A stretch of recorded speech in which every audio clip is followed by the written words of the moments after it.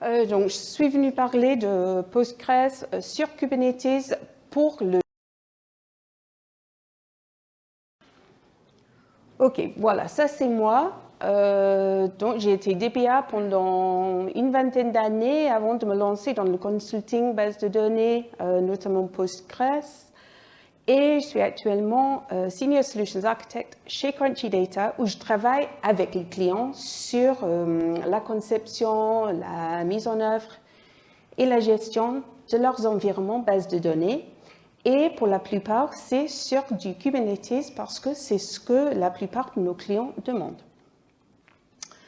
Comme a dit Stéphane, je suis également très impliquée dans la communauté Postgres. Donc, je fais partie du bureau Postgres Europe.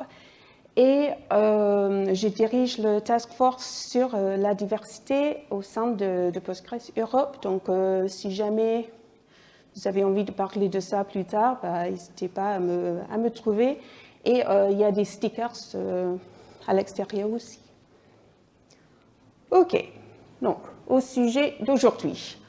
Donc, ces dernières années, j'ai donné plusieurs confs sur le sujet de Postgres sur Kubernetes et je travaille, comme j'ai dit, avec beaucoup de clients qui sont à différentes étapes dans leur parcours avec les bases de données sur Kubernetes. Les questions du public et les conversations autour de la machine à café après ces conférences sont toujours très enrichissantes. Et elles viennent généralement de deux types de personnes. Donc, premièrement, il y a les gens qui sont déjà très impliqués dans Postgres sur Kubernetes et qui ont des questions techniques très pointées, ou deux, les DBA à l'ancienne, qui sont toujours pas convaincus que faire tourner les bases de données sur Kubernetes soit une bonne idée. Donc, j'ai préparé cette conf spécialement pour ce deuxième groupe de personnes et j'espère donc trouver certains d'entre vous dans le public aujourd'hui. Et il ne faut pas oublier que j'étais moi-même du monde des DBA à l'ancienne, donc je comprends ce que vous ressentez et je suis passée par là. Ok, ce dont on va parler aujourd'hui, donc il y aura une petite intro sur ce que c'est Kubernetes et les bases de données sur Kubernetes.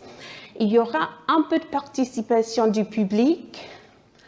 On va parler des principales préoccupations des DBA concernant les bases de données sur Kubernetes. On va parler des défis que vous pourrez rencontrer et comment les surmonter.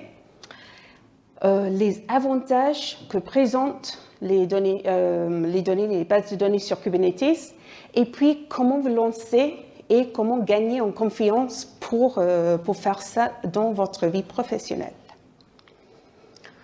Pour l'introduction, donc voici une image que j'ai utilisée lors de précédentes conférences pour illustrer l'évolution de l'architecture base de données. Si on regarde ça, on a l'impression qu'il y a une migration douce et linéaire depuis le bare metal vers les machines virtuelles et puis vers les conteneurs. C'est évidemment très simplifié et pas tout à fait exact. Il existe encore des bases de données, soit sur du bare metal, soit sur les VM, et ça pour souvent de très bonnes raisons. Et plutôt que de montrer uniquement des conteneurs, ce serait plus précis de montrer un environnement Kubernetes, parce que personnellement, je ne connais personne qui soit assez courageux pour déployer des bases de données containerisées sans un outil d'orchestration comme Kubernetes. Mais encore plus mensongère, je trouve, c'est l'idée que cette transition vers les conteneurs s'est faite en douceur et sans difficulté. Mais Kubernetes a déjà 10 ans. Et pendant cette période, il y a eu une évolution massive vers cette architecture. Bien qu'il ait été conçu au départ pour les applications stateless, les données sur Kubernetes vraiment n'étaient pas loin derrière. Donc, avec l'introduction du mécanisme de l'opérateur Kubernetes et des fonctionnalités pour les stateful sets en 2016, les bases de données sur Kubernetes commençaient à devenir une vraie possibilité. L'opérateur Postgres de Crunchy Data a été créé en 2017 et a été suivi par d'autres opérateurs bases de données. Le paysage continue à se développer et d'évoluer. On a le Data on Kubernetes Community qui a été lancé en 2020 pour faire progresser l'utilisation de Kubernetes pour les stateful workloads et les données et pour unir l'écosystème des données sur Kubernetes. En 2022, le Data on Kubernetes Community a estimé que 70% des entreprises avaient des stateful workloads sur Kubernetes en production. En 2024, selon le Data on Kubernetes Community, les bases de données restaient la première workload sur Kubernetes. Il souligne la fiabilité de la plateforme pour les charges de travail critiques. OK, il est temps de se réveiller un peu avec la participation. Mais pas de panique, il n'y a pas de questions compliquées. J'aimerais juste savoir si vous avez déjà ou non des bases de données sur Kubernetes et si oui, quels sont les défis soit que vous rencontrez actuellement, soit que vous avez déjà rencontrés, que vous avez dû surmonter. Si vous n'avez pas de base de données sur Kubernetes, qu'est-ce que c'est qui vous retient? Quelles sont vos inquiétudes par rapport à ça? Et il faut que j'essaie de trouver comment...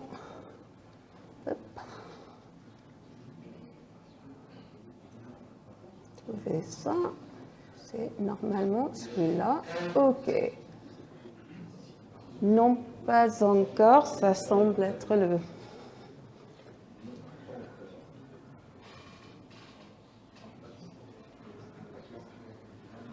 OK, bah, on a des gens qui ont déjà des bases de données sur Kubernetes en production, donc c'est un peu rassurant. Et ceux qui n'ont pas, pour la plupart, c'est pas encore. Donc c'est bien, ça veut dire que je vais peut-être pouvoir vous convaincre que ce soit une bonne idée. Pas question, 16% quand même. C'est intéressant, on verra, on va peut-être, s'il y a le temps, on va le refaire à la fin, voir si ça a changé. OK, voilà, c'est intéressant, on va passer à la question suivante. Voilà. Et là, c'est si vous avez des bases de données sur Kubernetes. Ah oui, je peux faire là, OK. Je ne suis pas habituée à ça, donc on va voir ce que ça donne. OK. Donc, si vous avez des bases de données sur Kubernetes, quels sont vos défis? Soit actuellement, soit des défis que vous avez dû surmonter. Et vu qu'il y avait juste une petite partie, je pense, qui ont des bases sur Kubernetes, il n'y aura peut-être pas forcément trop de réponses. Les extensions. OK, ouais.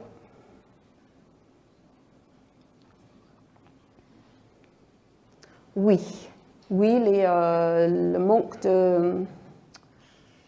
Ouais, l'apprentissage, la formation, les skills. Donc, ouais, ça, c'est... Ah ouais, il y a pas mal. Un opérateur polyvalent. Ouais, je vais peut-être demander ce que vous voulez dire par ça, mais... OK. Mais il y a beaucoup sur l'apprentissage, la formation et les compétences. Donc ça, c'est normal parce que c'est quelque chose de nouveau pour la plupart des gens. Donc, Docker versus Chef versus Ansible versus OS. OK. Bah, c'est très, très intéressant. J'ai l'impression qu'il y a encore plus de réponses qui vont venir, mais on va passer à la suivante parce que la dernière fois que j'ai fait ça, on a passé tant de temps à parler de la partie participation que j'ai pas pu faire le reste du talk. Donc on va quand même avancer un peu. OK. Si vous n'avez pas de base de données sur Kubernetes, qu'est-ce que c'est qui vous empêche de faire ça? Qu'est-ce qui vous inquiète? Je me demande si ce ne serait pas un peu les mêmes choses, mais on verra. Intérêt pas obvious. OK, bah on va essayer de... C'est de ma faute qu'on parle franglais ou... Maturité des équipes infra, ouais. C'est pas moi qui décide, OK. Mais si c'est pas toi qui décides, bah, il existe des petits clusters Kubernetes. Vous pouvez toujours juste faire des petits clusters pour jouer. Pas de PVC. Really stateful. OK, bah on va parler stockage. Ça, ouais. Je comprends, mais on va parler de ça. Mais stockage, ouais, c'est un truc qui gêne. Donc on va voir ce que ça donne. Bah, merci beaucoup. Bah, on va juste laisser les deux participants. Je vais partager après les résultats. Je vais les ajouter dans les slides parce que c'est vraiment intéressant. Donc, merci beaucoup d'avoir participé. C'est très, très intéressant. OK. Alors, on va voir parce que j'ai perdu mes notes et là, ça ne va pas faire. Ouais, OK. Non, tu n'as pas envie? Ouais. Bah, si quelqu'un veut le faire à ma place, c'est très bien. On va faire revenir ça ici et on va... Ah ouais, c'est pas évident ça. Come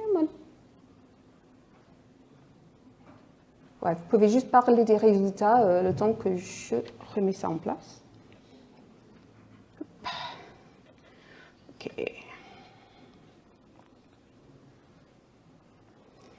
Et hop. Non, pas comme ça. OK. On est de retour.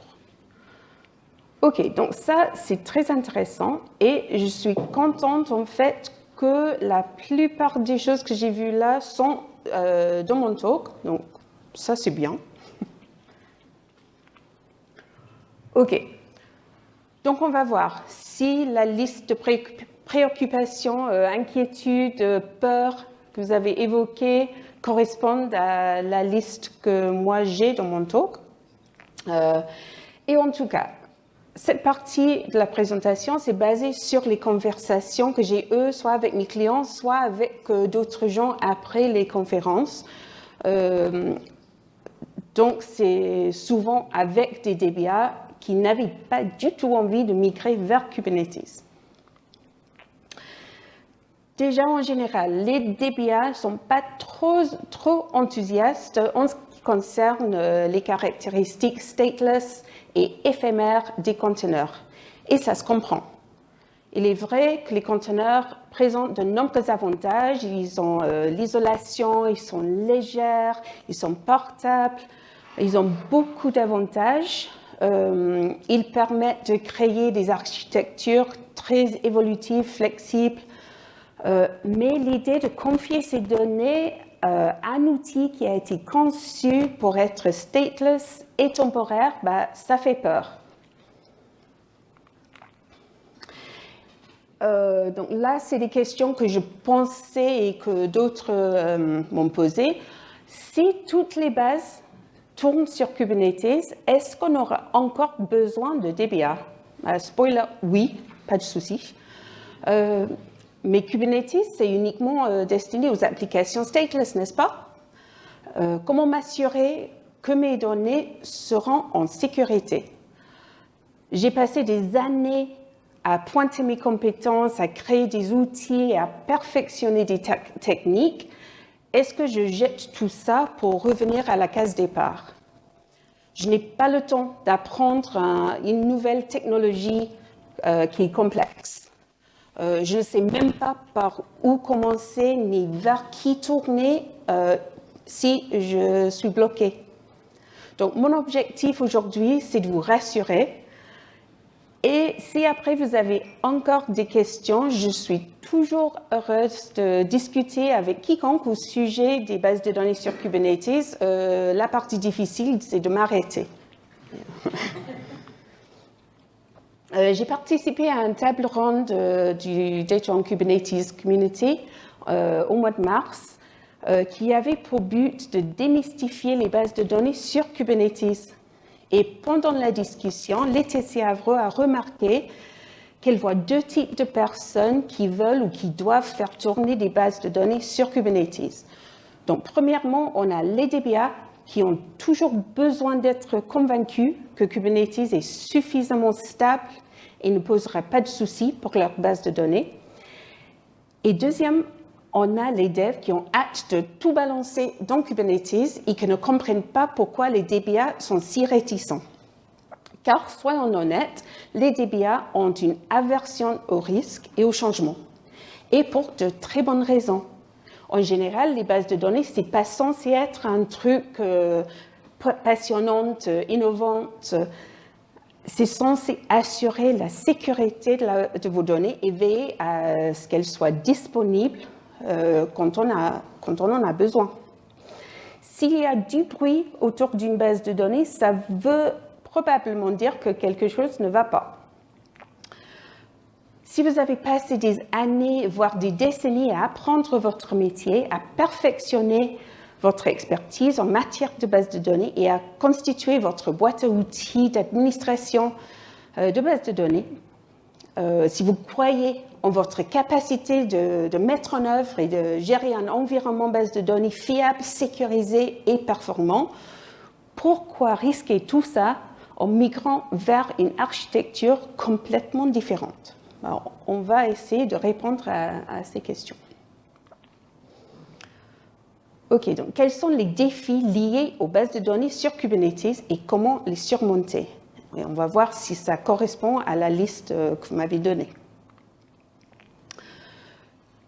Kubernetes est une nouvelle technologie, ou au moins par rapport au serveur bare metal ou au VM.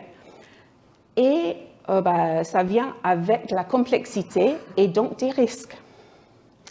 Les membres de votre équipe n'ont pas forcément encore les connaissances nécessaires pour travailler avec Kubernetes. Il faut faire des choses de manière légèrement différente. L'approche lift and shift n'est pas forcément adaptée à toutes vos bases de données et applications. Il est parfois mieux de concevoir les applis bases de données dès le départ pour être ce qu'on appelle cloud native. L'entreprise aura peut-être besoin de rassurance et vous-même, vous avez peut-être besoin de rassurance. L'un des défis les plus importants est peut-être le fait que Kubernetes lui-même ne sait pas intrinsèquement, nativement, comment gérer Postgres ou toute autre base de données.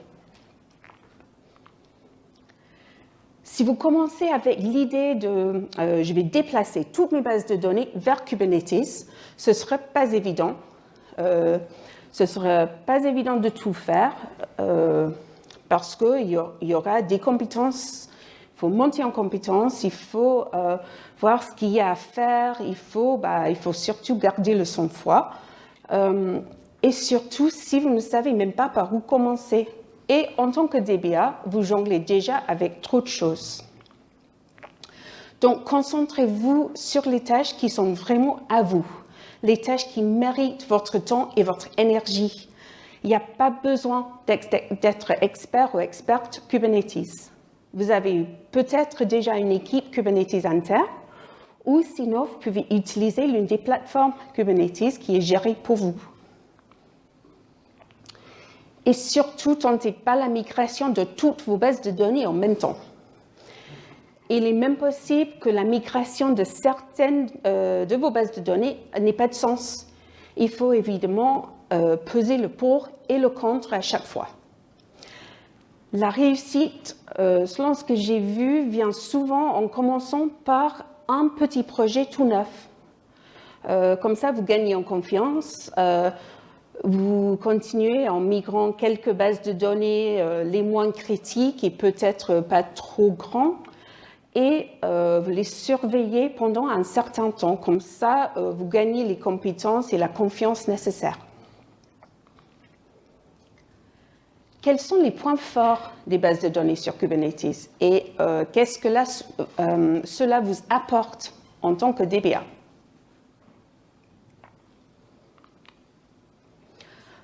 Personnellement, j'aime poser la question à l'inverse. Quels sont les défis liés à la gestion des bases de données sans Kubernetes? Donc, l'un des principaux défis, c'est le nombre de tâches et le nombre de responsabilités que vous avez en tant que DBA. Les équipes bases de données gèrent de plus en plus de bases de données qui contiennent de plus en plus de données qui ont des transactions de plus en plus compliquées. Vous êtes responsable, entre autres, de la haute disponibilité, les sauvegardes, les restores, le monitoring, la performance, la création et gestion des bases de données et plus encore. Donc, vous êtes probablement à fond tout le temps.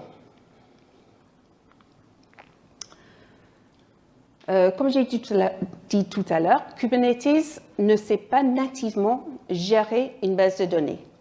Il ne sait pas comment mettre en place une architecture haute disponibilité. Il ne sait pas monitorer vos bases de données. Il ne sait pas faire une sauvegarde ou une restore de votre base de données. Il ne sait pas faire une montée de version Postgres.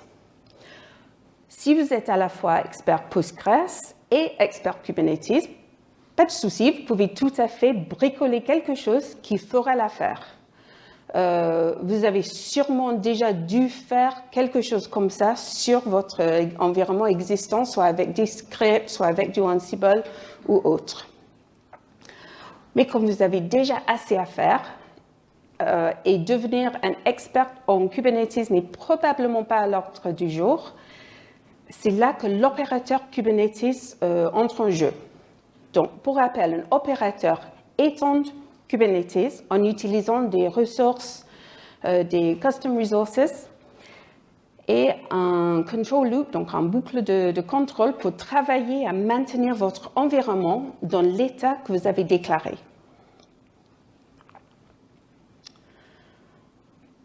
Donc là, c'est juste à revenir, je pense que ce n'était pas forcément au bon endroit, la dernière slide. Donc, pour revenir, vous n'avez pas le temps de mettre en place les fixes permanents. Il n'est pas possible de tout automatiser. Vous ne pouvez pas faire toutes les améliorations qui aident à éviter les appels à 2 heures du matin. Les montées de version font peur.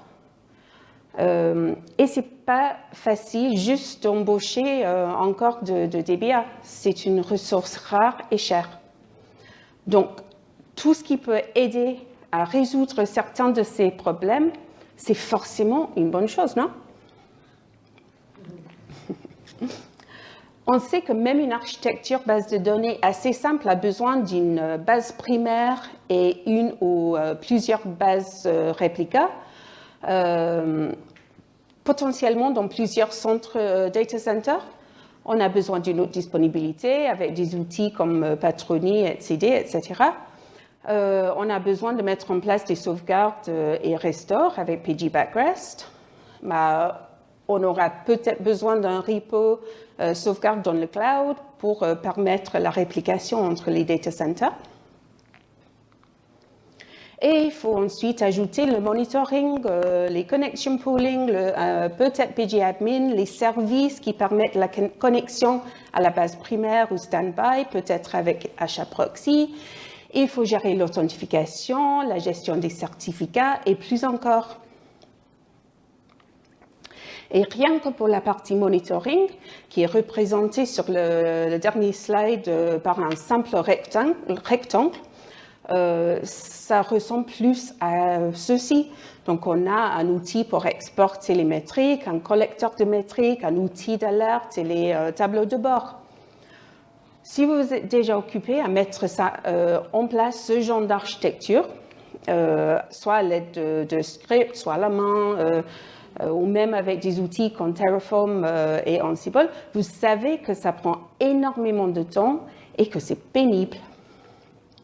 Il y a toujours quelque chose qui diffère entre les environnements de dev, de test et de prod. Il n'est pas évident de faire correctement, même une fois et encore moins de manière répétée. Sans l'automatisation qui est faite par Kubernetes de pas mal de tâches, la gestion d'un grand parc de conteneurs, c'est un véritable casse-tête. Kubernetes fournit beaucoup de fonctionnalités dont vous avez besoin pour gérer un environnement de base de données à grande échelle. Donc, en plus du provisionnement, d'autoréparation, de sécurité, configuration de réseau, etc., on a le stockage persistant avec persistent volumes. On a les stateful sets, donc les DBA aiment bien le mot stateful, qui sont faits justement pour les choses comme des clusters bases de données haute disponibilité. Donc là, Kubernetes comprend que le pod base de données primaire n'est pas pareil qu'un pod de base de données standby. On a les sidecars qui permettent de déployer des conteneurs à côté de votre conteneur base de données. Donc, ça peut être pour des tâches comme l'extraction de métriques, la gestion des sauvegardes ou autre chose. Donc, un opérateur Kubernetes, le but, c'est d'effectuer des tâches qui seraient autrement faites par un opérateur ou opératrice humain. Donc, dans le cas d'un opérateur Postgres, cela veut dire les tâches quotidiennes qui seraient faites par une DBA. Donc, il existe plusieurs opérateurs Postgres pour Kubernetes. Celui de Crunchy Data est celui dont je peux parler en détail, car c'est celui avec lequel je travaille au quotidien. Mais chacun de ces opérateurs met ensemble des connaissances et une expertise profonde de Postgres et de Kubernetes. Vous déclarez à quoi doit ressembler votre cluster Postgres et c'est ensuite les fonctionnalités de Kubernetes, la logique de l'opérateur et les outils intégrés qui vont configurer votre cluster et qui vont travailler en permanence pour maintenir dans l'état que vous avez défini. Quelques lignes de code, un fichier YAML, vous permettent d'obtenir une architecture base de données qui ressemble à peu près à ça. Donc, c'est créé et géré pour vous, y compris tous les éléments que nous avons déjà vus. Le fait que tout cela soit automatisé par un opérateur représente un gain de temps énorme. Il y a moins de chances d'erreur. On a la partie sauvegarde et restauration qui est intégrée et automatisée, qui vous permettent de faire des sauvegardes locales et ou dans le cloud. Il y a un élément qui me semble toujours magique, c'est le mécanisme de haute disponibilité. Vous pouvez supprimer le pod primaire et observer en temps réel l'auto-réparation de Kubernetes, la logique de l'opérateur et la configuration de patronnie qui travaillent ensemble pour promouvoir presque immédiatement une nouvelle base de données primaire, reconfigurer le cluster pour qu'il suive la nouvelle base primaire, créer un nouveau pod base de données et l'intégrer dans le cluster en tant que réplica. Et quand on montre ça aux gens qui n'ont jamais vu comment ça fonctionne, un cluster base de données dans Kubernetes, c'est quelque chose de magique. Il y a des dispositifs de sécurité intégrés et les montées de version deviennent beaucoup moins effrayantes parce qu'elles sont entièrement automatisées, même si vous devez toujours lire les release notes et faire quelques tests parce que malheureusement, ça ne fait pas ça à votre place. Donc, pour vous rassurer, il y a beaucoup d'organisations qui ont des bases de données critiques et de plusieurs teraoctets sur Kubernetes, et ça depuis plusieurs années. Certaines d'entre elles gèrent des centaines, voire des milliers de bases de données. Une équipe DBA peut gérer beaucoup plus de bases de données qu'auparavant, il est plus facile que jamais de créer des database as a service internes pour mettre les bases de données facilement à la disposition de tous qui en ont besoin. J'ai cité quelques retours d'expérience des clients à titre d'exemple, juste pour vous rassurer encore plus. Donc, vous pouvez lire les expériences de grandes organisations dans des domaines différents qui utilisent avec succès et parfois même avec bonheur Postgres sur Kubernetes en production.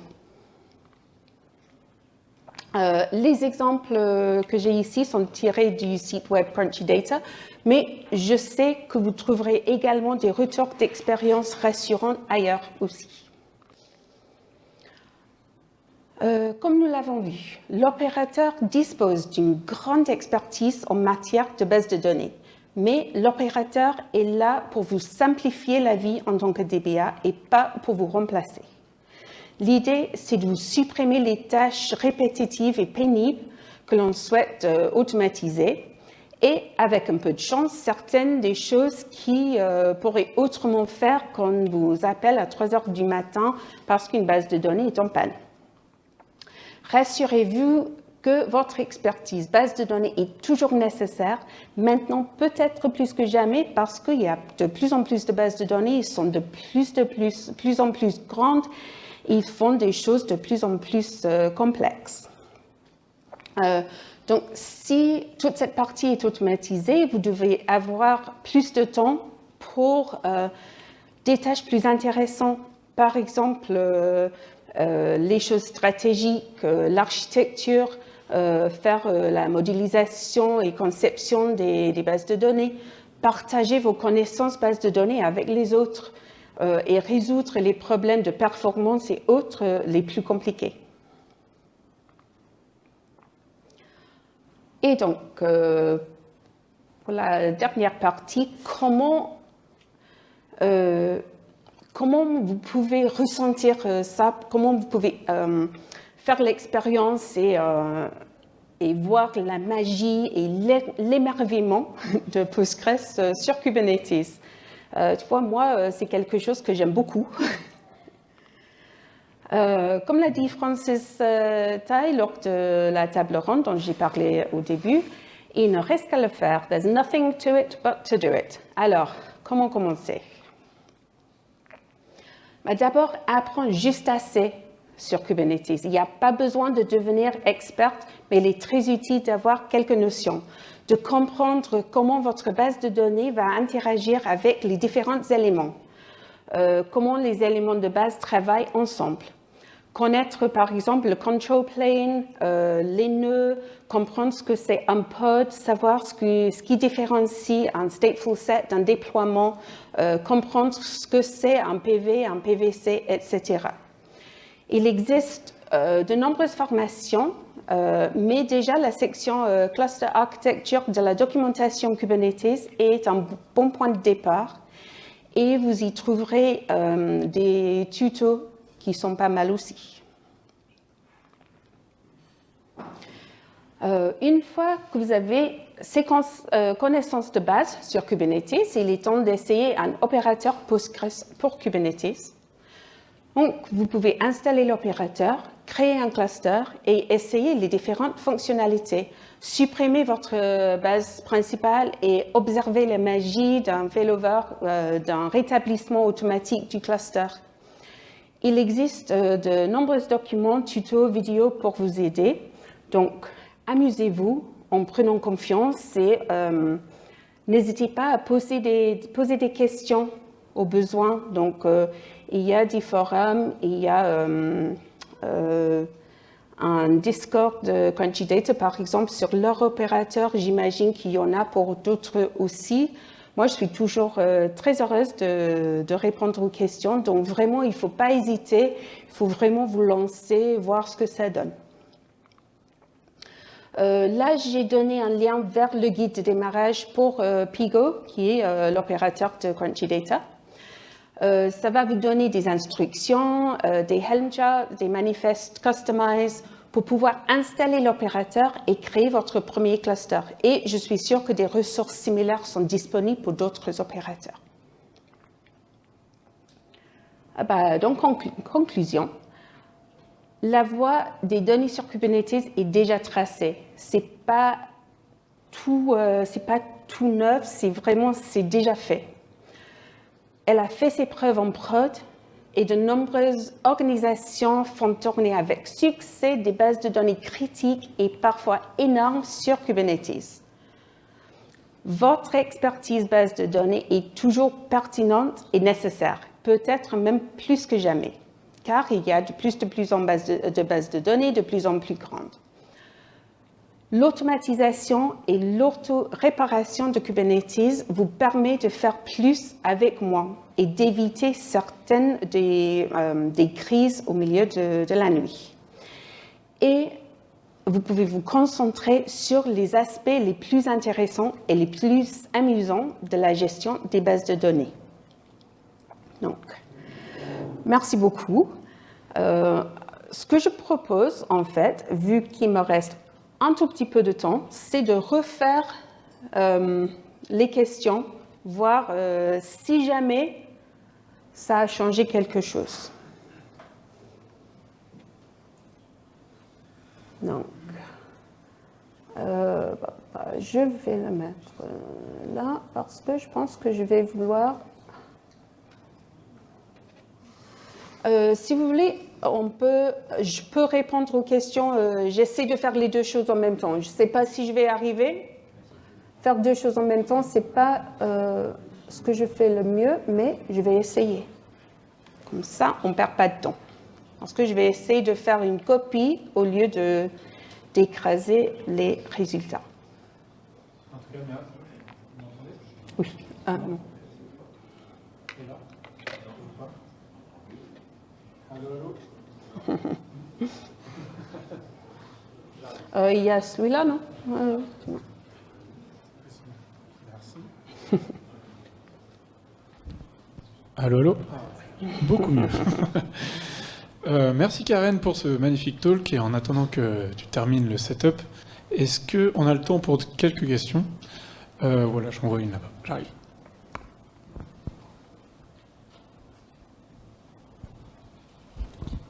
Merci pour la présentation.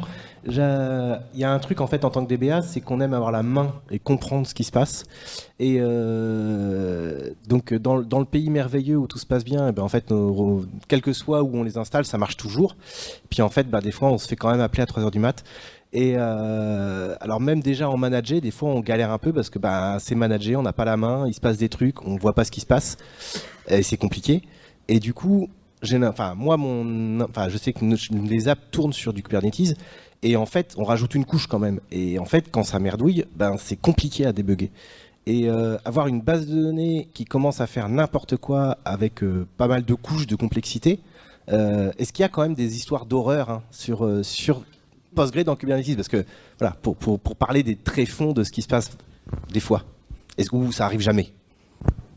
J'aimerais bien dire que ça arrive jamais.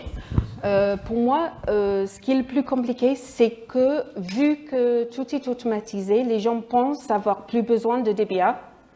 Donc, on a souvent des équipes, soit c'est des équipes infra, soit c'est des équipes de dev qui gèrent les bases de données sur Kubernetes, donc qui n'ont pas de connaissances Postgres. Donc, c'est là où ça devient difficile. Pour quelqu'un qui est déjà DBA, qui connaît déjà comment fonctionne Postgres, comment fonctionne l'architecture ou disponibilité, ça ne change pas grand-chose parce qu'on peut toujours aller dans le pod base de données, faire des requêtes, regarder dans les logs et tout ça. Donc, ça reste Postgres. C'est juste Postgres. C'est juste qu'on a un truc qui peut faire la partie automatisation. Est-ce que ça répond ouais.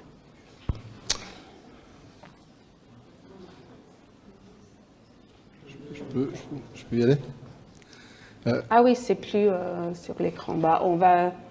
On va plutôt répondre aux questions que essayer de refaire ça, je pense. Ouais. Bon. Aïe, aïe, aïe. Bon, moi, je suis plus que réticent. Moi, j'ai mis que c'était useless, carrément.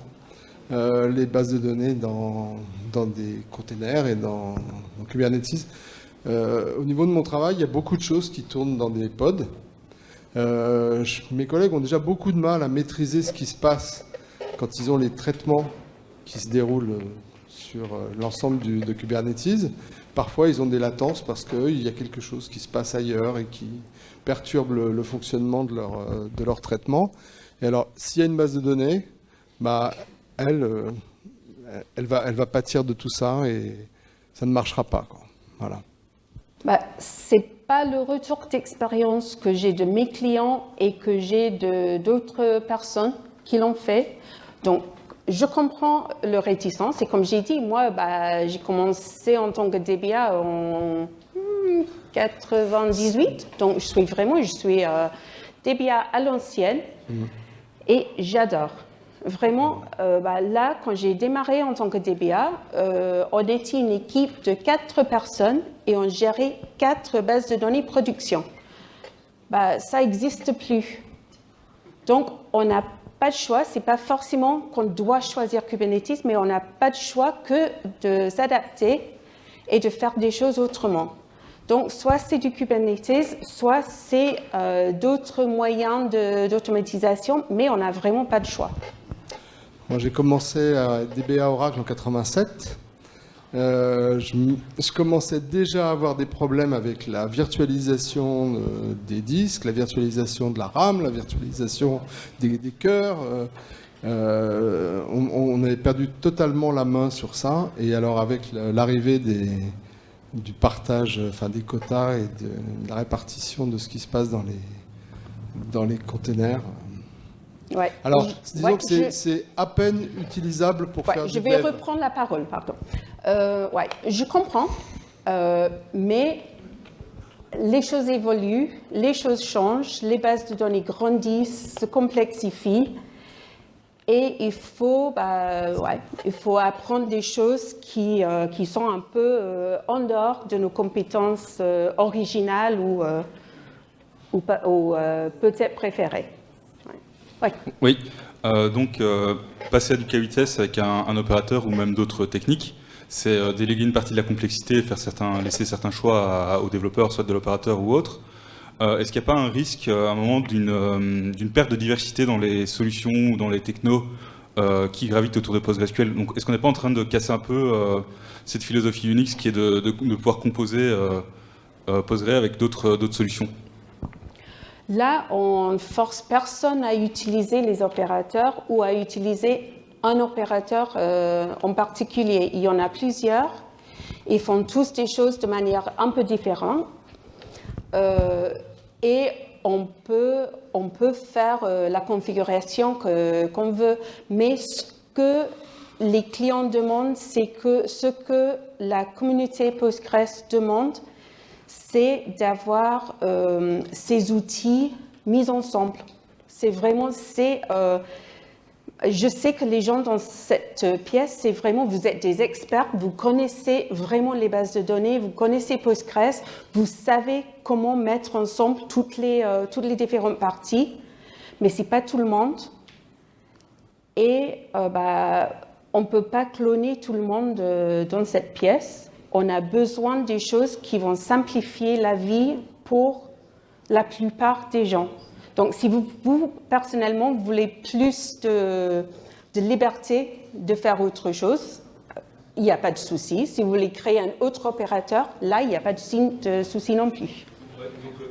Il n'y a pas de... Je pense qu'il y avait quelqu'un d'autre avec une question, donc on va... Oui, juste on va terminer la question, puis une dernière après, puis ça sera tout.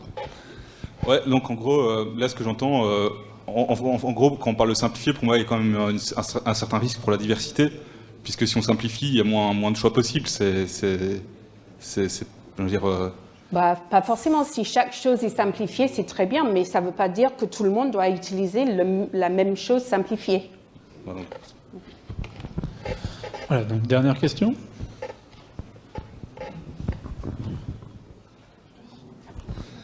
Dans le monde des grandes entreprises, la ligne de démarcation entre l'infrastructure pour l'ordinateur, le stockage, le réseau et le DBA, est assez bien comprise pour les mondes virtuels et bare metal.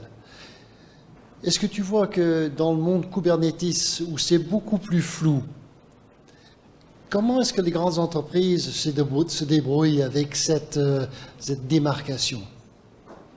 Oui, comme vous dites, c'est beaucoup plus flou.